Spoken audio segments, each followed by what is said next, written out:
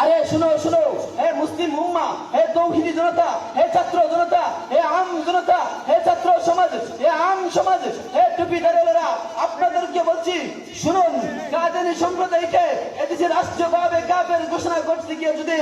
আবার শাপলা চত্বর কায়েম করতে হয়, তাহলে আল্লামা আহমদ শফির সন্তানেরা প্রস্তুত আছে, আল্লামা মুহিবুল্লাহ বাবনগরীর সন্তানেরা প্রস্তুত আছে, আল্লামা সাজিদুর রহমান সাহেবের সন্তানেরা প্রস্তুত আছে। তারা একবার দুবার নয়, তারা শতবার শাপলা চত্বর কায়েম করবে, তারা শতবার শাপলা চত্বর কায়েম করবে, তবু নবীর খতমে নবুয়ত ছিনিমিনি খেলবে, এটা আমরা বরদাস্ত করতে পারবো না।